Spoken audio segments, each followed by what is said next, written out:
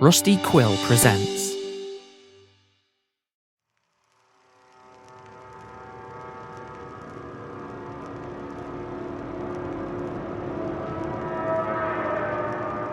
Hello everybody and welcome back to the second episode of the Magnus Archives Mothership RPG Special. Previously on, there was a spaceship munge, and these hapless space truckers got munged upon. And they're like, oh no, we got munged. You're really turning what was a genuinely spooky concept into something I am struggling. Also, still very holding on by my insulting. fingertips to taking I seriously. gave you Sorry. splork and you took munge. God. Spookily munged. Horrifically munged. The munge from out of your nightmares. God. So, I am Ben. I realised I didn't introduce myself properly last time, but I play Elias. You're listening to the Magnus Archives. Like, come on. Who else is playing here? I'm Jonathan Sims, writer, voice actor, visionary, dreamweaver, and I play Jonathan Sims and write Jonathan Sims in popular horrific podcast, The Magnus Archives. And you genuinely are one of the few people I've met who's written more podcasts than you've listened to. To be fair, I've listened to so many podcasts, I've just written so many more. So I do enjoy the Merengue Horizon, where he's just below the surface of any sort of British person who likes a certain amount of comedy. He will just pop up occasionally. Who else have we got? I'm Lydia, I just play Melanie. So there's that. I mean, I'm also in the Rusty Quill gaming podcast with Alex and Ben, but, like, let's be honest, statistically, you don't listen to that. Also, Stella Firma exists. Please listen to it. Come on. I'm sorry for both of you, but the audience listening to this, they're just not cool enough, to really get that's it. Rusty Quill Gaming or Stella Firma, I don't think they could handle it. I think they should go and try and prove me wrong. Johnny's on a negging kick today, Yeah. everyone. Well, let's go to Alex. Which is the favourite of your children? Oh, which is the favourite of my children? The new Yes. ones on the network, because I chose them. Ah, that's true. And also, I can't imagine that you're that keen on RQG anymore because you've had to run a 200-episode-long campaign. It's fine. I mostly just sit there while the rest of you play it. Yeah, I'm Alex, and I am in gaming as well. I played Martin. You may recognise that voice. And somehow I'm still a good boy because the game has clearly read our souls and made sure that Johnny has the all-seeing eye and that I am a good boy. You haven't done anything bad yet in character, so you are still a good boy. You've been quite helpful. I mean, I woke up and then everything went wrong. Some things don't need my assistance. That's true. Well, let's get back into the media. So at this time, Alabaster Artichoke... Dr. Alabaster Artichoke. No, don't Dr. Mr. Medic, Mr. Dr. Medic at me again. Come on. I went to science medical school, thank you very much. Oh, that's a reference to another podcast, so you got to listen to Rusty Quill Gaming to get that joke. You've just checked the chemical composition of the air in the UEC Hilltop, which is the ship that has sort of Munged. intersected... I'm trying to avoid it, but yes, has intersected grimly with your ship, the UEC Isle of Wight, and you have found that there is an anomalous something taking up some of the air mix in addition to oxygen, carbon dioxide, and I want to say hydrogen's always around. No, nitrogen's always around there, isn't it? And various other bits and pieces. Can I just ask a simple clarification? I, when you first described it, thought that the other ship crashed into ours, but it didn't. It emerged from some kind of bubble in time and space, and they are kind of in... Yes. Right. For clarity, yes. So it's kind of flickered into the same physical space as your ship, kind of the Fly style. Right, yes. Where there has been some sort of... like, teleportation is not a thing that you know exists in the setting. It's not like, oh yeah, teleportation, they do that all of the time. This is very strange.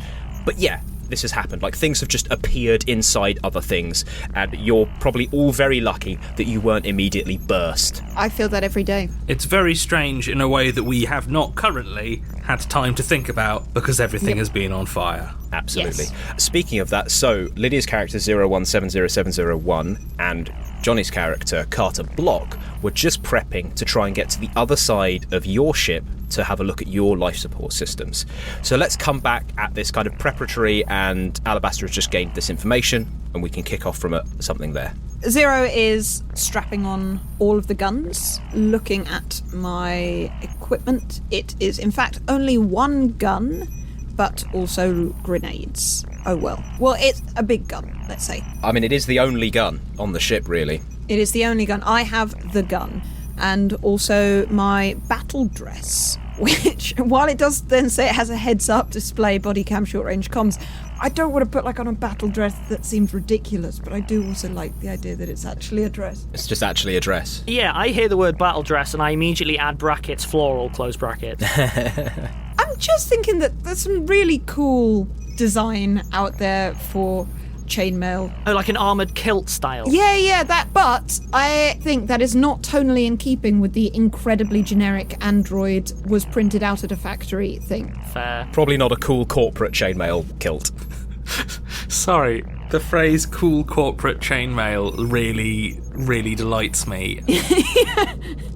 It sounds like the kind of free gift a startup would give you in place of basic rights, but it'd be like, hey, you get this cool corporate chainmail kilt that we give you. That is much better. Zero has no interesting aesthetics, so it does not fulfill the wonderful potential of the phrase battle dress. It is simply bluish grey slabs of protective gear arranged in a practical formation that is so dull it's hard to describe. And a gun. Okay. What is Carter up to? Carter's, if you're taking the time to get into your battle dress, he'll get into his vac suit. He knows there's hull breaches, mag boots and an oxygen tank. He's taken pretty much everything, but especially his laser cutter, in case we need to cut through stuff. Oh, and a bioscanner, actually, thinking about, because there's another ship. That makes sense. Keep a scan out for the old bios. Great, and what is Alabaster? Are you going to stay here? Are you prepping to go with them now that you've got your information, or what is your plan? I would like to. Is the terminal that I'm at universal? Like, am I able to look at other aspects, or are they, like, departmental, so it's like I can only look at... You're not going to have full control from here. This is not like the hub terminal where you control the ship, but if there's anything specific you're looking for that I can make a judgment on. Is there a bridge on the other ship that isn't completely imploded the way that ours is? Actually, yeah, if you want to give me another intellect roll to try and bring up the diagnostics in the same way that 01700701 did for your ship. Yeah, I'm just hunting for a basic schematic at their end. Yeah. Because if I can see that it's 99% nuclear reactors, that's going to tell me a lot. So, I need to roll under my figure of intellect. I rolled wildly over, but not critical. And you're not trained, so you're just basic. It looks like the connection has been severed. That's fine. Basically, you're looking at it. You get the diagnostics for life support, and actually you do get the diagnostics for thrusters because it's right next to it. It seems that this ship's pattern is broadly similar to yours. Okay. It's probably not the exact same thing, but its designs are standardised because they can just manufacture these things. Thrusters are at 100% damage. I mean, it looks like there's no catastrophic failure because otherwise you'd all already be dead because the engines would have exploded. Yeah. But it looks like the intersection with the cockpit, that's probably what has done for the thrusters. The other stuff, there's just big X's, which are not, this is gone. It's just like, I don't know. I can't see. I don't know how to tell you. Yeah, that's fine. In which case, then, I'll accompany the others. Cool. With my hazard suit. Fab, so you've got a hazard suit on. Okay. Before we move on, I feel it necessary to tell everyone, I believe there may have been a multiverse unification non-causal generic event. What's that? I concluded the same. Oh, great. Yes, so as a result, we'll need to have to work around what I'm affectionately calling the munge. The what? A multiverse unification non-causal generic event? Oh, I hate it, and it's so good, and I hate it. I'm not calling it munge, Doctor. Well, no, we'll call it multiverse unification non-causal generic event, but if we're in a rush, we could use the short parlance, but I think we should all just be very careful, because there's extra things in the air. Right. Extra things in the air? Yes. Come on, Zero, let's get this sorted. I agree. Well, I mean, let's go and die, but, I mean, try and get stuff sorted before we die. Is that a philosophical treatise? No, it's, I mean, we're in space and something really bad's happened. Usually you die. Talk and walk. Please talk and walk. Yep. Sorry, sometimes I misunderstand profound communications. With your talking and walking, the most obvious exit point is the door that would lead back to your ship quarters. Thank God. Well, I mean, it's important to say, given how I've messed with the schematics of the ship, it looks like this is broadly unblocked. From what you can see, it seems like an inference of like what the space looks like. It appears that the UEC hilltop was on the same orientation as you, but reversed. if your ship is a straight line with an arrow pointing towards the cockpit, the hilltop is an arrow pointing the other way but overlaid kind of almost directly. However, it looks like the hilltop has been rotated by about 30 degrees, so everything is slightly skew-if. Oh, we're in a Tim Burton film. Oh yeah, no, and everything's like slightly too big and sort of weirdly black and white checkered. You know, they had a real strange art direction for the UEC of Hilltop. But yeah, so you open up the door, and immediately you see like the floor is flat and then on the left hand side at a 30-degree angle, so it's kind of awkward to get through, and it's the rest of life support which has been mashed together with your crew quarters. It genuinely does look like, you know, in cheap sci-fi when it's just like a bunch of weird plastic pipes and tarpaulin and stuff.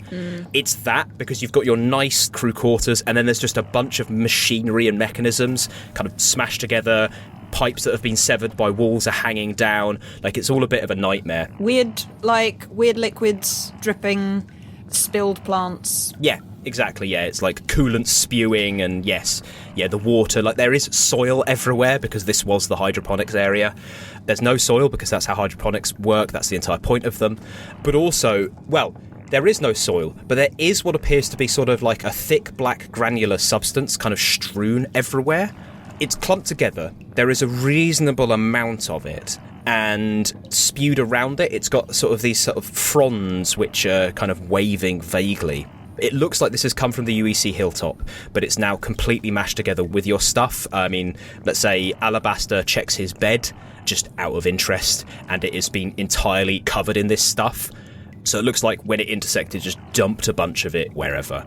Using my scalpel so that I'm not touching it with a bare hand, and since I'm wearing a med suit, I'd like to see if I can move some of the stuff and see if it's actively consuming the bed or is just strewn upon it, because those are very different prospects. Of course. You approach your bed and you say, sort of, with your scalpel, you kind of lightly brush it. Yeah, just to sort of lightly, yeah. Yeah, I would like you to make me a fear save, please.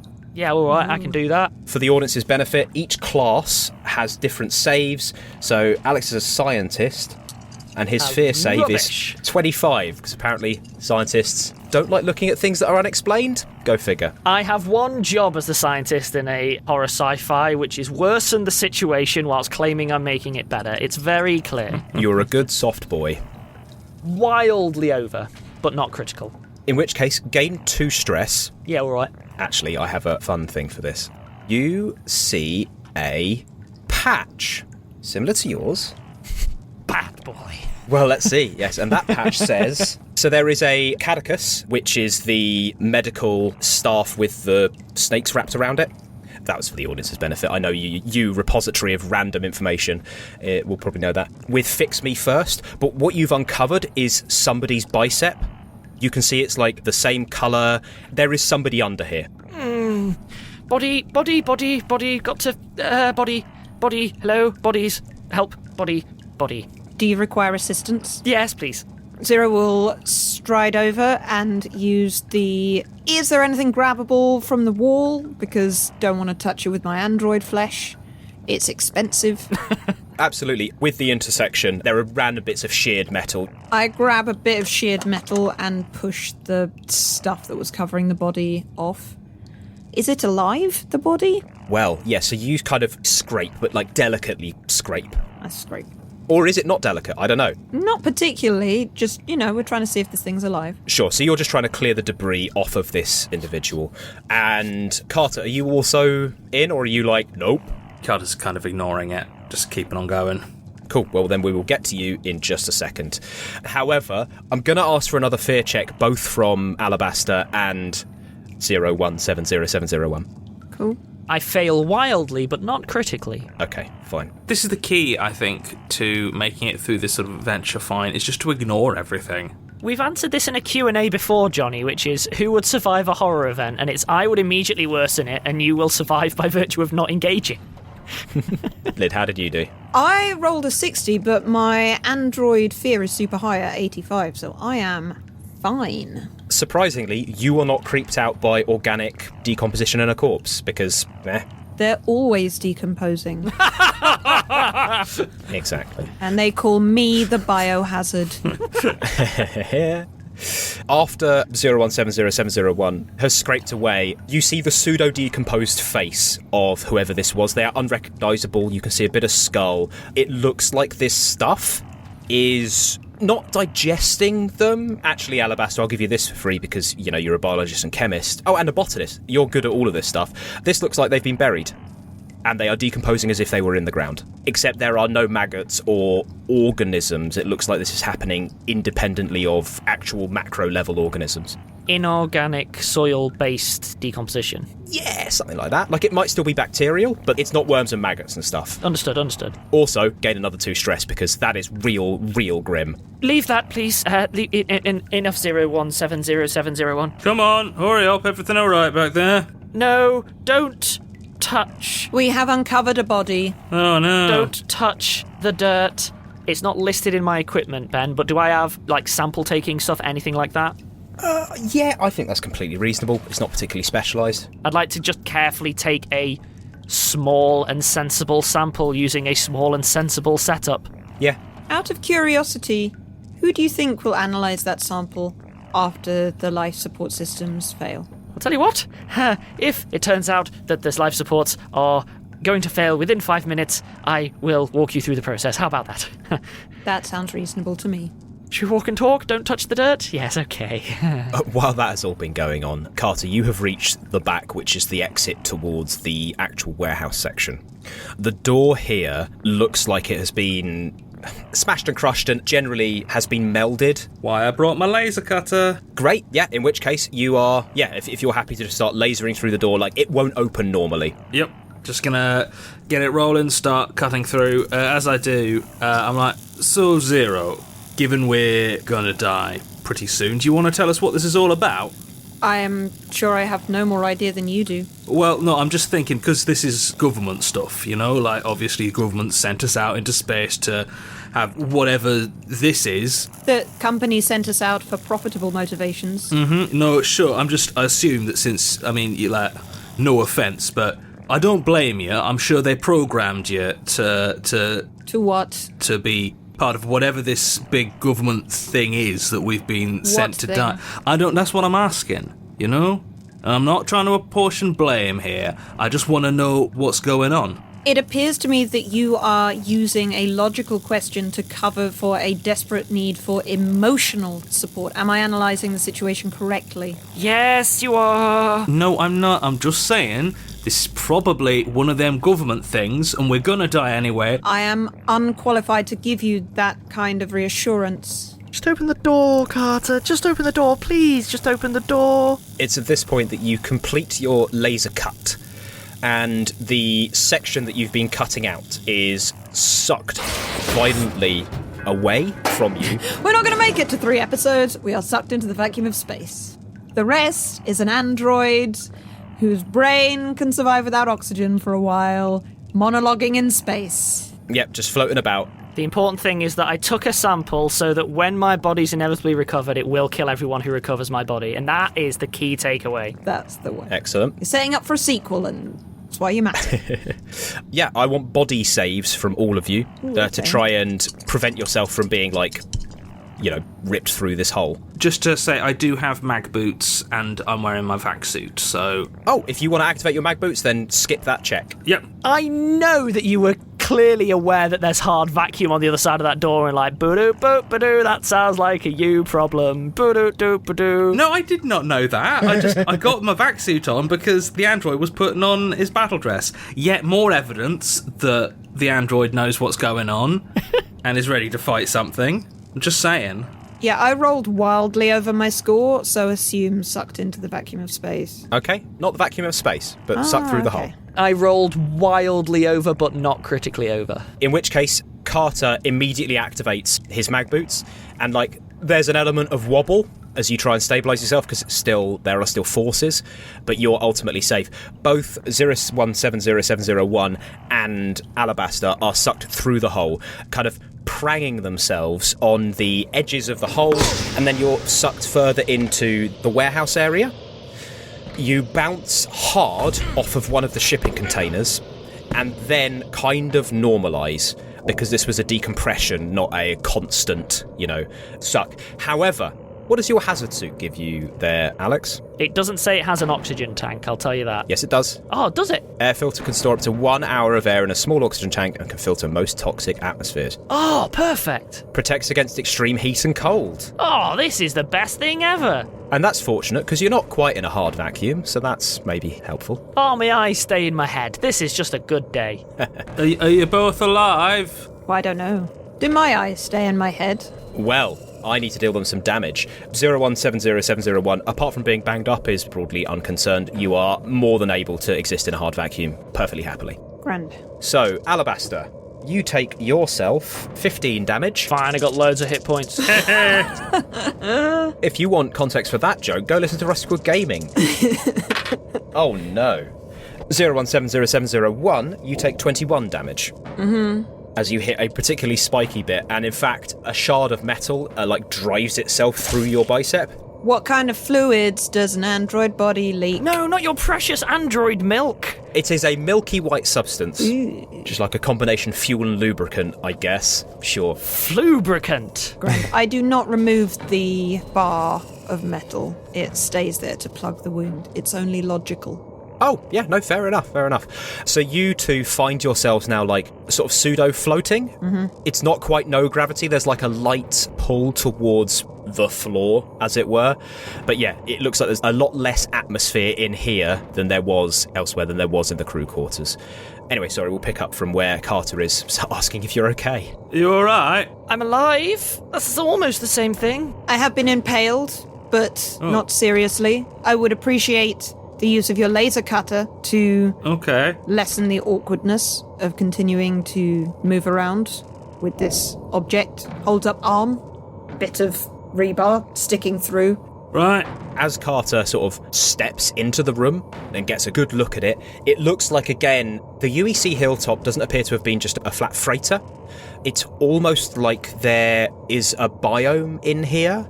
Assumedly, it also had a large, spacious area for whatever the ship's function was. But in amongst all the shipping containers which were part of your cargo, you're seeing a lot more in the way of sort of cages. There are bits of plant floating around the place, as it looks like they were being stored and kept in pots and stuff which have been thrown around. And there's various heavy bits of machinery which might have been for excavation, which have kind of merged with your shipping containers, creating sort of a slightly moving basics kind of thing where these things aren't moving around quickly, but if you do get between them and a wall, they will just crush you because they have so much momentum. But effectively, you're in a large, low-gravity space with a slightly sloped floor. And again, it's kind of doing the same thing. So the entire room is now an irregular octagon instead of a cube that you'd expect, with just loads of debris and a lot more of that black mouldy substance about the place. And then, yeah, sort of in the middle of it all, you can see 0170701 sort of stuck on a shipping container which has burst open. I'll cut 0 off. Grand. Yeah, that's nice and easy. If I can describe it just for flavoury purposes, I'm now walking around with a bit of rebar sticking out of a bicep. Not far, but ugly, chopped off. Just to say, if your government masters have given you any sort of leeway into determining who makes it through this and who doesn't, just bear in mind that I did that and I helped. Okay? I believe that it is important to you, for the purposes of functioning emotionally and psychologically, to believe that there is more control granted to me over the course of this situation than, in fact, there is. I will not dissuade you from this. Please, just walk and talk. We will all die if you don't. We are walking and talking. We are walking and talking. Please. I'm happy to assume that conversations are going on during movement. Oh, I'm going to be clear, that's entirely in character. Alex is fine to sit and chill and slowly discuss the nuances of governmental oversight whilst we all die. Well, you have a hazardous space to cross and make sure that you are not crushed or otherwise damaged. Looking around, there are multiple small holes and gaps in the hull, because obviously these things did not intersect perfectly. It looks like the hull integrity is actually still pretty good, and that the atmosphere is just leaking out instead of, blowing a hole in the side of the ship. And anyone who's going to be like, that's not how space works, I'll say, shut up.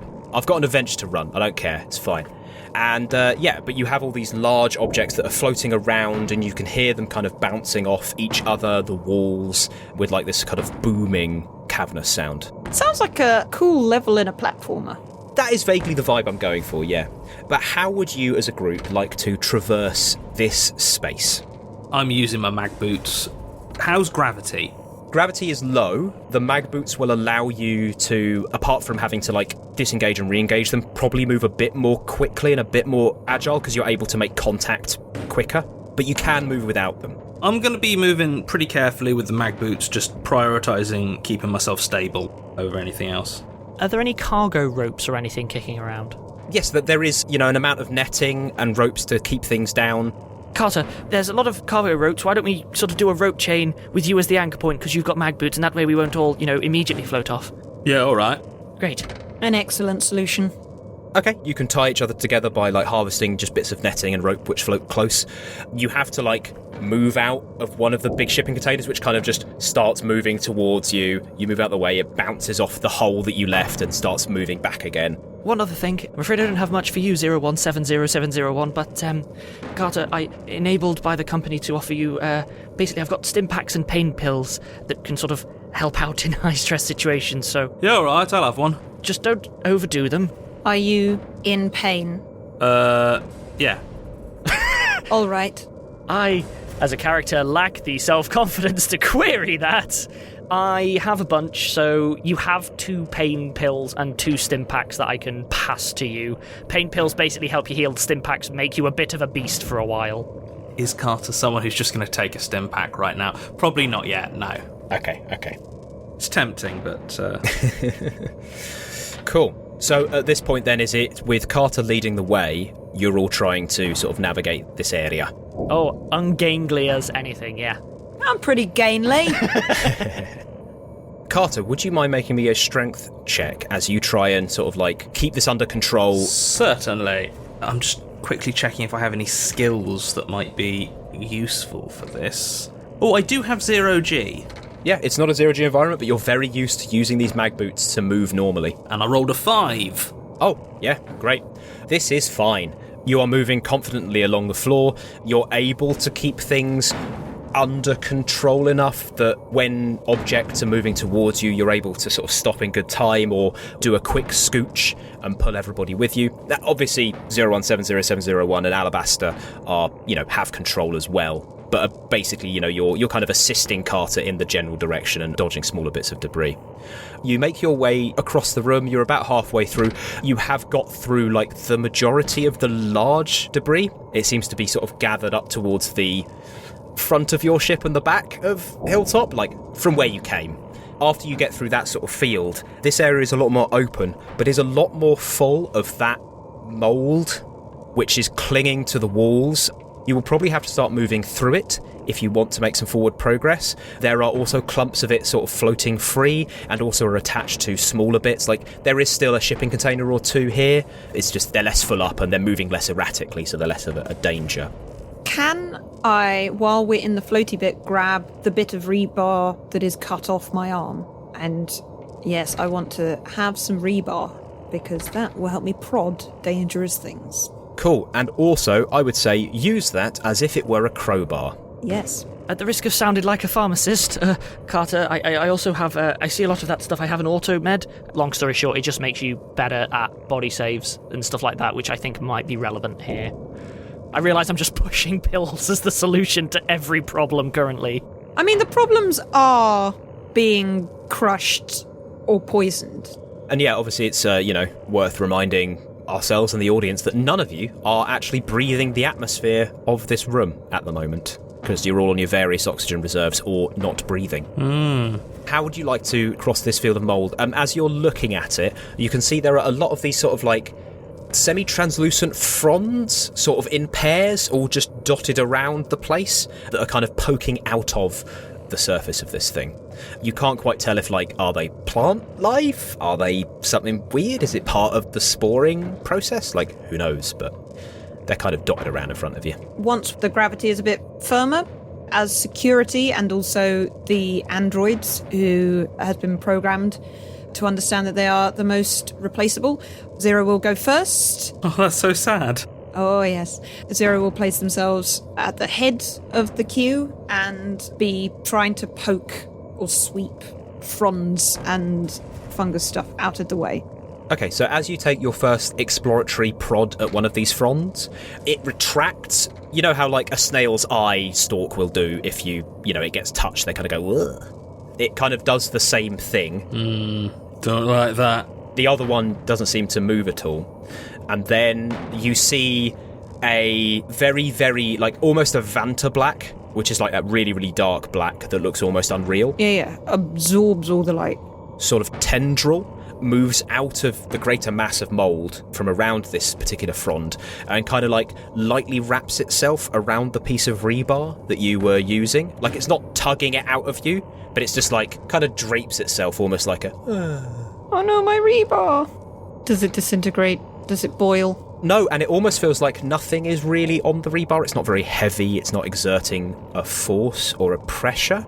I'm gonna try and pull my rebar back. It's my rebar. Uh-huh. Okay. And as you pull it back, it kind of draws this lump out along with it, which appears to be attached to the fronds. So it's like the tendril and a lump, and then the fronds poking out of the top.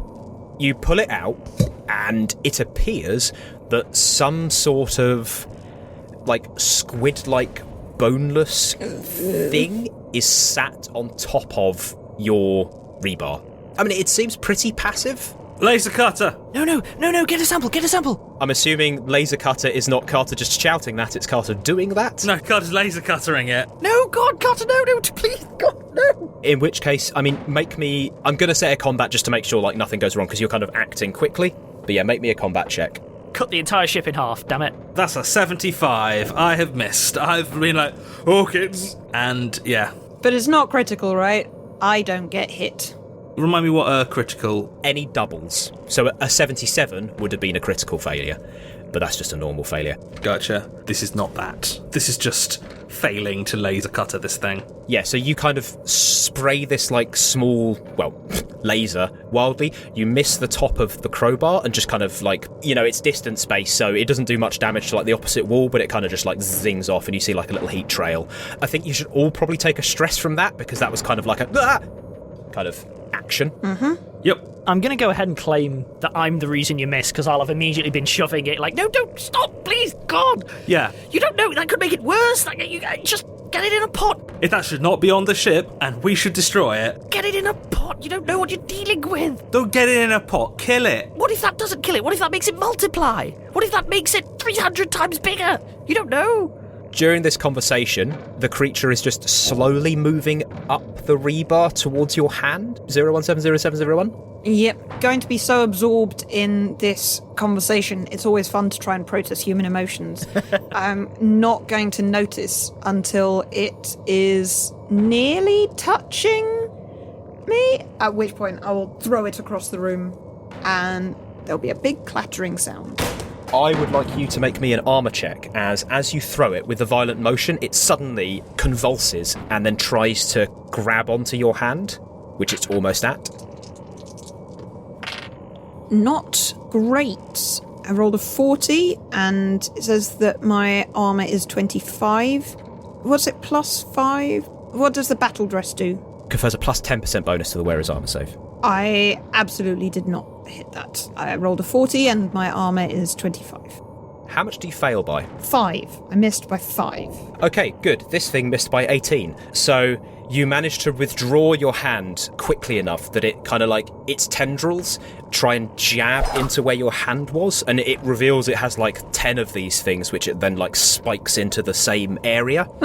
And it makes like a little weird squeaking noise, which the others interpret as irritation. Maybe 01700701 has like a bit of like, what is that? I don't know. Okay. I told you. Yeah, but that's probably going to make it worse. Everyone make a panic roll. Yep. Because you've been attacked by an alien. And that's 2 10s, right? 2d10, add them together. Uh-huh. I'm still just about okay. I got a 10. I fail wildly, but not critically. When you say you fail, so your stress is... My stress is already at plus 6. And you rolled... 58. Nope, you rolled 5 plus 8. I rolled 13, sorry. That's fine. So you're all fine. Oh, good. Oh, yeah, we're chill. This is cool. This happens all the time. Lower your stress level by 1. Oh, that's fine. We've proved, I think, that we can beat these aliens. Oh, absolutely. It's going to be really easy. So, after having just been, attempt to have been attacked by an alien and managing to get away with it, and everyone's really nice and cool about that, we'll find out how justified that nice and coolness is next episode, because we have reached our time. So, say goodbye, everybody. Goodbye, everybody. Goodbye, everybody. Excellent, yes. I knew one of you at least would do that. Bye. It was me. And Alex.